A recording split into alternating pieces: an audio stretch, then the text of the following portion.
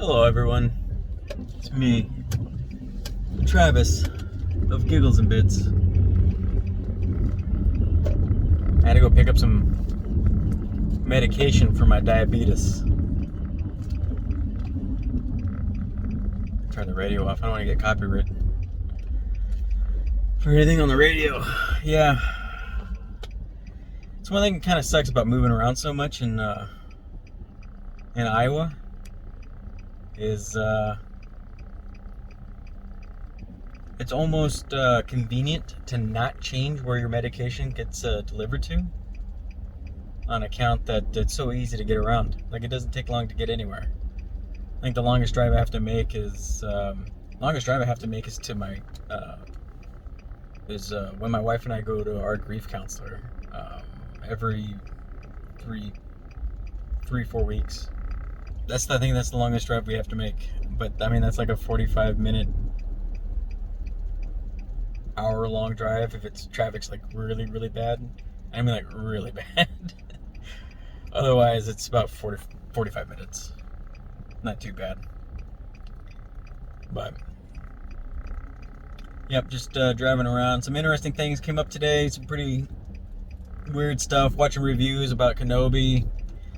I'm pretty happy with my decision to not watch that. I thought about getting some login information from family, because I don't have Disney Plus. I got rid of it.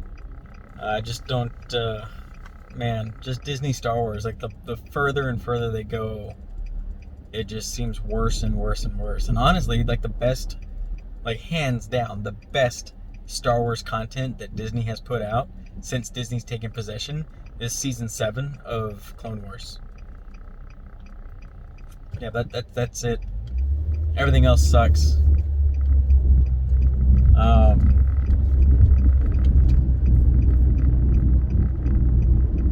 Man, everything else sucks. Just, I'm okay. I saw somebody I was watching Nerdrotic Nooner with Gary, Quarterblack Garrett, and Chris Gore.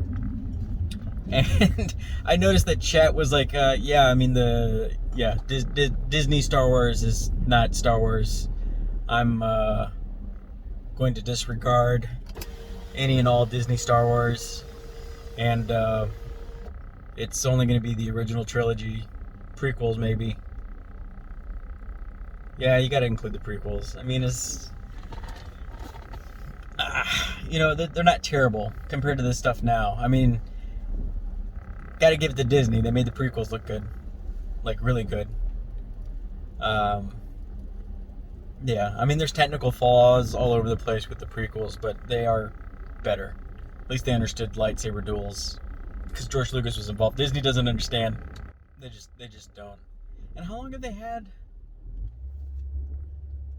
I feel like Disney's had the rights to the Marvel mutants for a while now, and they still haven't used them. Really, I mean, cameos in Multiverse of Madness. That's about it. Other than that, we haven't really seen much from them. I don't know if they're like trying to cast all the roles or what's coming, but I don't know. It all just seems like way over saturated. Like, and it's Disney, you know? Like, Disney's just pumping out as much crap as they can. They don't care about quality. If they really cared about quality, we definitely wouldn't have seen something like the Eternals from last year. We definitely wouldn't have seen that. The fucking graphics on that, just clips of it. And I know the clips are, a little bit downgraded, but no, that looked absolutely terrible. There's no fucking excuse for that. Leaving the editing room and getting the okay. That was horrible. That was just horrible. But I'm not excited about that. The one thing I am excited about is I did get my hands on a copy of the Northman. So I've got a Blu-ray, 4K, and a digital copy of the Northman, and that's pretty. I'm pretty excited to go through that. I want to watch that. I tried to see if I could figure out a way to do if there was a way for me to do a screen grab of different scenes from the movie, but I'm sure there's got to be some kind of like there's got to be some sort of like protections on there to prevent you from just taking screen grabs, which kind of sucks. I'll have to figure that out. Maybe I could use the snippet tool and pull those images. I do want to do a full-on deep dive with notes watching this movie. It's good. It's fantastic and great storytelling. You know, the hero doesn't have to always live or doesn't always have to sacrifice themselves, but when it's done correctly, it's, you know, it looks fantastic. So yeah, I'd give this, it's what's his name from it's the robotics engineer from Dyson and the second Terminator, when he sacrifices himself. That's a good sacrifice. Bad sacrifice is is Arnold Schwarzenegger in End of Days. It's kind of like, man, you know, it makes sense, but the way it's executed is kind of like, okay, all right,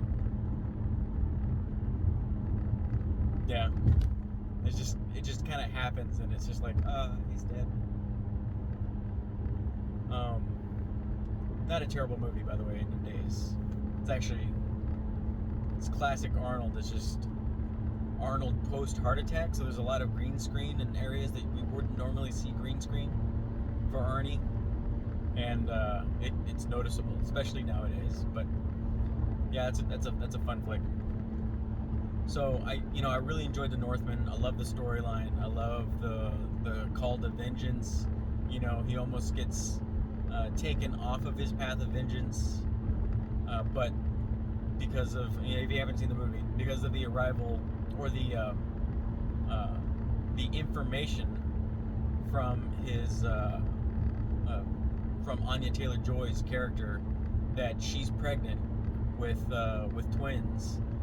He has to protect them because that's his lineage, and they're not going to be safe if his uncle's going to be around to freaking always be trying to murder him and take revenge. Especially since he, you know, Hamlet pretty much murdered everyone he loved and cared about in kind. You know, violence begets violence. You gotta end it, so that there's no reason for anybody else to come after him or his family.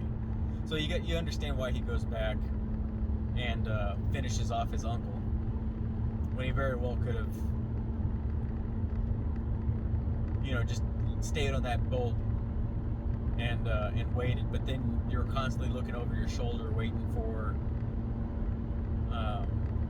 your uncle that you left alive to come and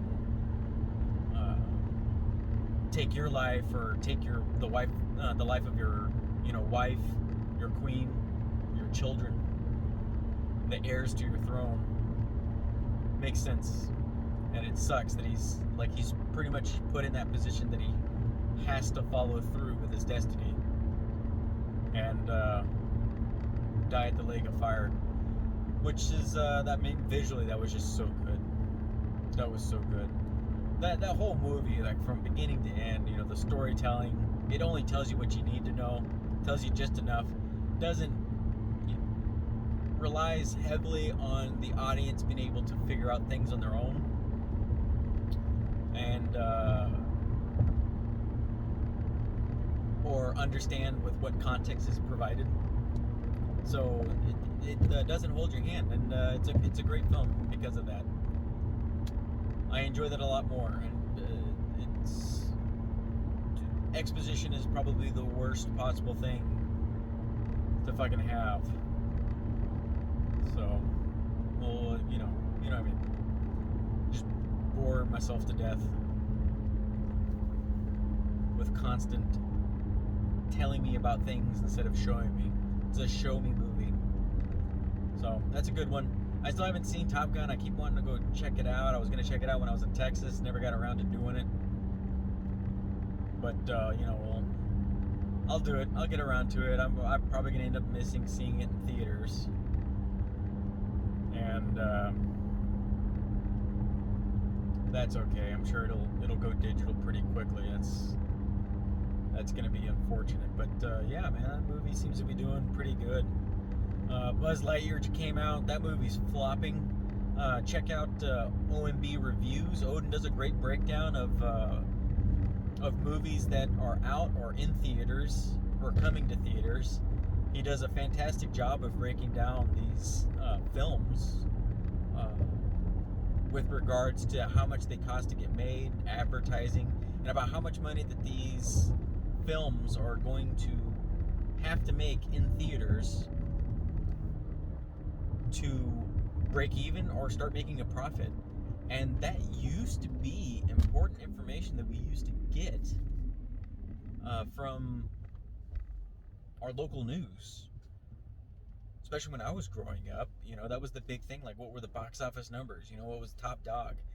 And I feel like it's sort of like they've forgotten everything else to that, and they just focus on like how much money, like how well the movie performed that weekend, and whether or not that's an indicator that the movie's good. And that's not necessarily true because, Marvel, the MCU movies keep doing gangbuster numbers, but they haven't been good for a while. So I wouldn't say that I wouldn't say that's a really good indicator of what a successful movie is. But I will say the biggest indicator is the week-to-week drop-off from week one, opening weekend, to the following weekend. That is the biggest indicator of whether or not a movie is worth seeing, because if you're seeing 40 to 60% drop-off on, ticket sales, then there's something probably wrong with that movie that's not sitting well with audiences, or it's not resonating with audiences. So that's probably the biggest indicator. If a movie has a very minimal drop off, or even like super rare, I think it's only happened a couple of times where a movie comes out and then the second weekend it ends up doing like just crazy numbers. That's a little bit rare. But yeah, go check him out. But according to him, Buzz Lightyear, the Lightyear movie that just came out, that's about the man that inspired the toy, whatever the hell that's supposed to mean, or the story that inspired the toy. That movie was projected to do really well, and I was a little confused with the projections going into Lightyear's opening weekend, because it was going to be going up against a very strong performing movie in Top Gun, and really strong projection numbers for Jurassic Park. Jurassic Park ended up doing well. I'm not hearing great things about the movie, and to be honest, the lure of getting Sam Neill and Jeff Goldblum and I can't. Oh my gosh, I'm gonna kick myself for not remembering her name. But she hasn't. I haven't seen her in anything else. So if I don't see somebody multiple times over their career, their name just kind of flakes on me, and that's on me. That's not saying anything about the actress. But what's wild about that, getting all of them together, it didn't have the same amount of pull as, say, like getting some of the other franchises where they try to get where they try to bring back the nostalgia, and it pulls you in. Like, it's really cool that they got them all together, and for nostalgia's sake. I'm sure that there was a valid reason for bringing them all together. I don't know. I haven't seen the movie, but it just didn't have the same pull for me, and I'm wondering if that's sort of like nostalgia fatigue, if I can explain that, on my part. It's just not telling me that an old character is coming back is just not the same. Just doesn't have the same pull for me to go to the theaters. But yeah, well, as you can tell, I just pulled into my garage, and that's going to be it for this video real quick. And I just wanted to record something in my car, get this out there, and have something quick.